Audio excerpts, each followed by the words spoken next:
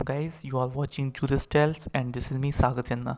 आज हम अपनी नेगोशिएबल इंस्ट्रूमेंट एक्ट की सीरीज़ का एक न्यू लेक्चर करने वाले हैं जो कि होगा सेक्शन 4, 5 एंड 6 जो कि बेसिकली टाइप है नेगोशिएबल इंस्ट्रूमेंट एक्ट के। और सेक्शन 7 उसमें पार्टीज बताई गई हैं कि कौन कौन सी यूज़ होती है नेगोशिएबल इंस्ट्रूमेंट, जैसे ड्रॉवर है कौन होता है, ड्रॉई कौन होता है, एक्सेप्टर कौन होता है, एक्सेप्टर फॉर ऑनर कौन होता है और पेई कौन होता है। पहले नंबर पे आ जाती है टाइप हमारी प्रोमिसरी नोट की जो सेक्शन 4 में बताई हुई है कि ये एक तरीके का रिटन डॉक्यूमेंट होता है जो कि अनकंडीशनल होता है, मतलब जो भी कंडीशन से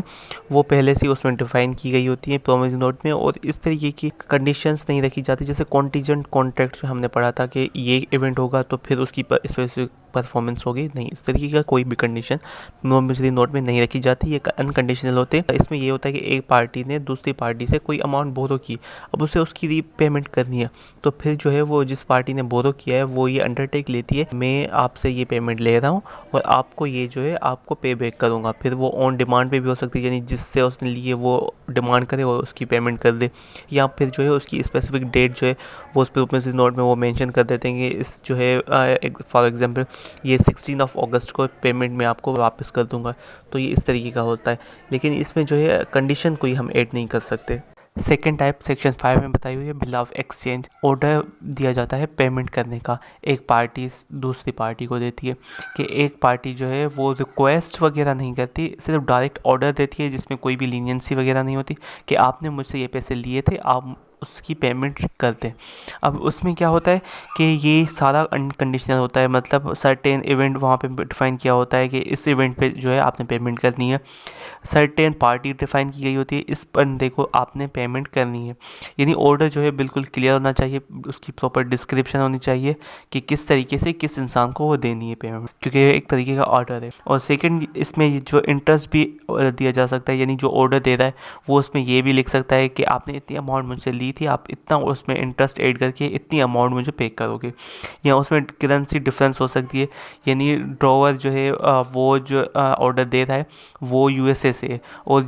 जिसको ऑर्डर ड्रॉई जो दिया है वो पाकिस्तान में रह रहा है, तो फिर ड्रॉवर जो है वो ऑर्डर इस तरीके से दे सकता है कि आप मुझे डॉलर्स में पेमेंट करो, यानी डिफरेंट करेंसीज का भी ऑर्डर मिल सकता है। और ये जो है ऑर्डर जो है वो इंस्टॉलमेंट में भी पेमेंट कर सकता है। अगर जो ऑर्डर दे रहा है वो ये कह देता है कि आप मुझे ये पेमेंट 10 इंस्टॉलमेंट्स में करना, अब फिर वो 10 इंस्टॉलमेंट वाला जो है वो भी bill of exchange he consider किया जाएगा, क्योंकि इसमें भी सर्टेनिटी है, उसमें 10 नंबर मेंशन कर दिया है। लेकिन अब उसमें अगर वो जो ड्रॉवर है वो ये प्रोविजंस डाल देता है कि अगर जो है आपने उसमें से कोई भी एक जो है इंस्टॉलमेंट मिस की तो आपकी जो पूरी पेमेंट है वो ड्यू समझी जाएगी, मतलब उसने 5 पेमेंट कर दी और छठी नंबर जो 6 वीक में उसमें पेमेंट करनी थी उसमें वो डिफ़ॉल्ट कर जाता है या किसी रीज़न से वो नहीं करता, और उसने जो है ड्रॉवर ने वो प्रोविजन मेंशन किया हुआ था, तो उसमें ये क्या होगा कि उसकी जो 5 पेमेंट्स पहले की गई थी उसको भी ज़ीरो नल एंड वॉइड समझा जाएगा, उसे फिर से 1 फर्स्ट पेमेंट से फिर से रीपेमेंट करनी पड़ेगी।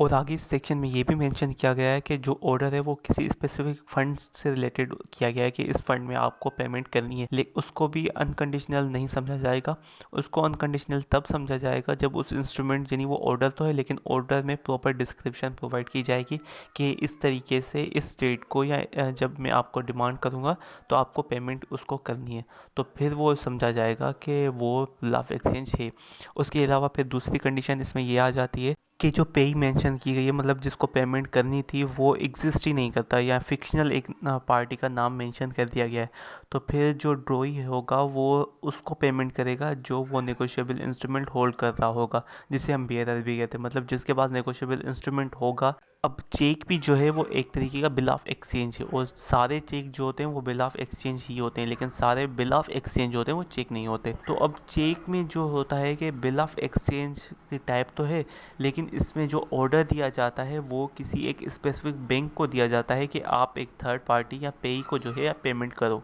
अब सेक्शन 7 में कुछ पार्टीज बताई गई है, जैसे नेगोशिएबल इंस्ट्रूमेंट में प्रोमिसरी नोट की जो टाइप थी उसमें जो प्रोमिस कर रहा था उसे हम पेयर कह रहे थे, और जो प्रोमिस जिससे किया जाता था उसे पेई कहा जा रहा था। सिमिलरली इसमें जो है बिल ऑफ एक्सचेंज और जो चेक है ये एक तरीके की ऑर्डर है, तो जो ऑर्डर देता है उसे हम ड्रॉवर कहते हैं और जिसे ऑर्डर दिया जाता है उसे ड्रॉई कहा जाता है। अब थर्ड है ड्रॉई in case of the need, मतलब नाम से पता चल रहा है कि जब एक ड्रॉई जो उसमें इंट्रोड्यूस करवाया गया है वो उसमें से गायब हो जाता है या वो मिसप्लेस हो जाता है, तो फिर जो है एक थर्ड बंदे को इंट्रोड्यूस इंस्ट्रूमेंट बनाने के टाइम में करवा दिया जाता है कि वो अगर बंदा नहीं होगा तो उसकी जगह ये जो है उसकी परफॉर्मेंस करेगा। अब किसी इंसान को ऑर्डर मिल गया और वो उस ऑर्डर पे अपनी असेंट दे देता है कि मैं जो है एग्री करता हूँ, मैं इसकी पेमेंट करूँगा। जब वो अपनी असेंट उस बिल पे दे देगा तब वो एक्सेप्टर कहलाएगा उस बिल का। अब एक्सेप्टर ऑफ ओनर, इससे फाइनेंशियल डॉक्यूमेंट का सुपर हीरो कहा जाता है। वो इसलिए रोवर ने ऑर्डर दिया ड्रॉई को कि आप मेरी पेमेंट करो, और ड्रॉई जो है वो सम रीजंस उसे एक्सेप्टेंस नहीं देता कि मैं इसकी पेमेंट नहीं करूँगा। तो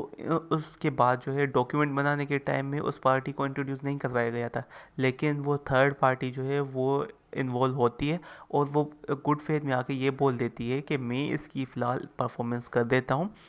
ताकि जो ये इंस्ट्रूमेंट है वो जो ख़राब ना हो और जो ड्रॉई है उसकी रेपुटेशन भी ख़राब ना हो। मतलब वो ओब्लाइज नहीं है क्योंकि उस डॉक्यूमेंट के टाइम पे उसकी वो पार्टी इंट्रोड्यूस नहीं करवाई गई थी, लेकिन उसके बावजूद वो जो अपनी परफॉर्मेंस उस एक्ट की कर दे और ताकि जो है उसकी रेपुटेशन ख़राब ना हो, तो उसे जो है एक्सेप्टर फॉर ओनर कहा जाता है। और पे वो पार्टी होती है जिससे पेमेंट की जाती है।